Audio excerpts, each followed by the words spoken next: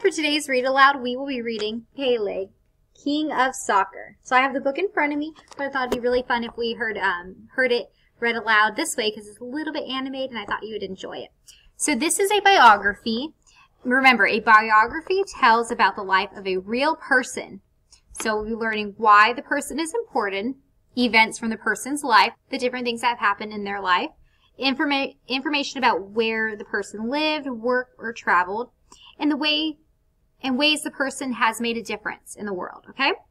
You will see artwork that shows the person. I don't think in this story, I don't think you're actually going to see a photograph of him in this story, but you will see artwork of Pele.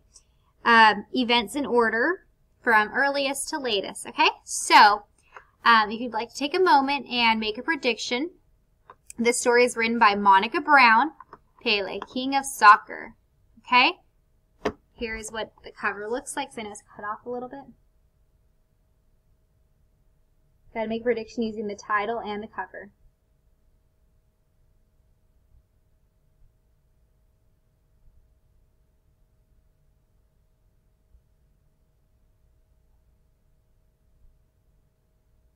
Alright, if you need more time, just pause the video, but let's get started on read aloud.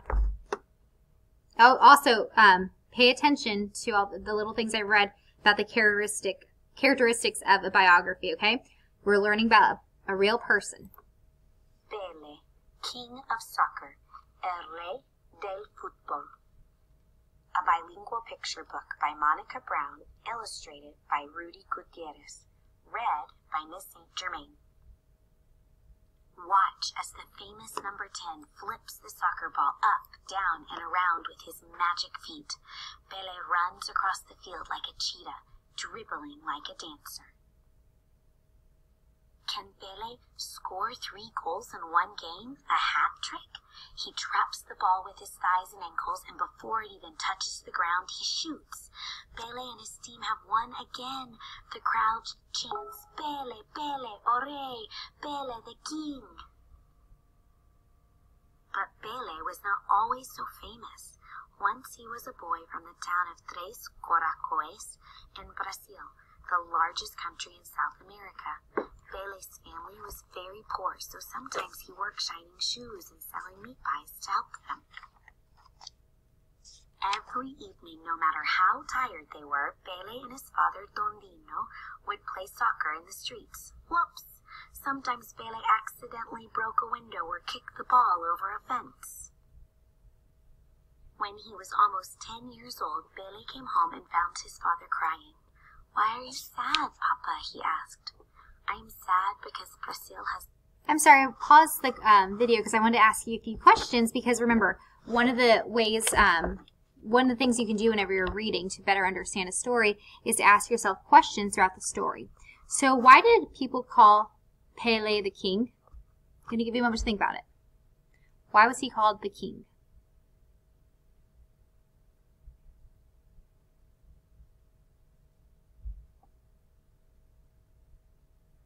Because he was very good, very, very good at soccer, wasn't he? Okay, what was Pele like when he was a boy? So that's, think back to page 9, whenever we're learning about when, right here, Pele is shining someone's shoe. Oops. His family didn't have a lot of money, so he, to help get money, he worked shining shoes and selling meat pies to help them. So he was a hard worker and very kind to help his family. So those are little things that we could list about Pele. And then I have another question after this page. So let's keep listening. Lost the World Cup. Everyone in Brazil is sad tonight. Don't worry, I will win the World Cup for you one day, Pele promised. Okay, do you think Pele will be able to keep his promise to his father? Do you think he will win the World Cup one day? Thumbs up if you think he's going to keep his promise, or thumbs down. No, I don't think he's going to be able to. All right, let's keep reading and find out. Pele loved to play soccer with his friends. They didn't have enough money for a ball, so they used a grapefruit instead. If they couldn't find a grapefruit, they would stuff an old sock with newspapers. What do you think it'd be like to play soccer with a grapefruit? Give you a moment to think about it. Or a sock filled with newspapers. What do you think it'd be like? If you're at school, maybe your teacher can pause the video and you can talk about it with each other at school. And if you're at home, maybe you can pause the video and talk with a stuffed animal about what you think it'd be like. Give you just a little bit of time.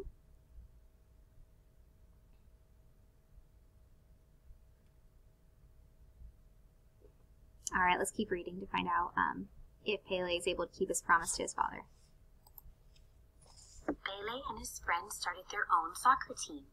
When the other team saw that Pele and his teammates couldn't afford shoes, they nicknamed them the Barefoot Team. But the Barefoot Team kept winning. One day, a famous Brazilian soccer player invited Pele to try out for a professional team. At 15, Pele became the youngest player on the Santos Soccer Club team. The coach thought that Pele was too skinny and ordered him to eat and eat and eat. For the first time in his life, Pele had all the food his stomach could hold. Finally, it was time for Pele to play soccer in his first professional match. Pele uses his famous bicycle kick to trick the other team. His knees bend and his legs twirl backward until his foot connects to the ball.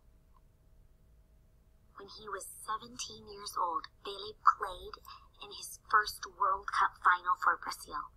On the day of the game, Pele remembered his promise to his father. Pele sees that his teammate Vava is open and kicks the ball to him in a perfect pass. Pele's team won! The Brazilians were the world champions of soccer for the first time. Listening on the radio at home, Pele's father cried, this time because he was so happy.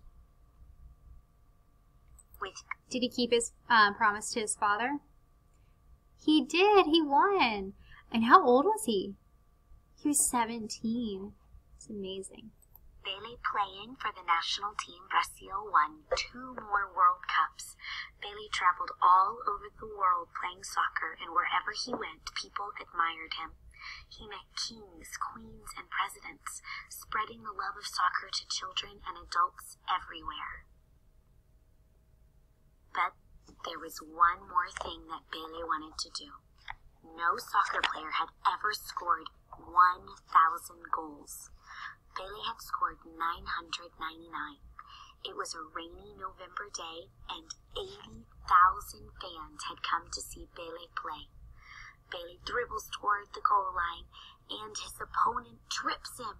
Penalty kick. Pele looks at the ball. He looks at the fans. He looks at the goalie. Can you guess what happened? Can you guess what happened? Do you think he made that goal? His 1,000th goal? Give you a moment to think about it. He was at 999. He just needed one more to meet his goal. Let's read to find out. Pele Ore kicks and scores his 1,000th. All right, I hope you enjoyed today's read aloud, Pele, the King of Soccer. Give me a thumbs up if you noticed this throughout this little biography. Was this about a real person? Yes. Did it kind of let us know why he was important? Yes. Did it tell us events from his life? Information about where he lived, worked? Ways that Pele made a difference? Yes, he made a huge difference. He at 17 he won the first World Cup for Brazil. He was able to meet his goal of making 1,000 goals. So that was amazing. Was there artwork of him? Yes. So I hope you enjoyed today's read aloud, and I hope you learned a little bit about him, because on the next slide you'll have your reading discussion where you'll be talking with a partner on what you learned from today's biography.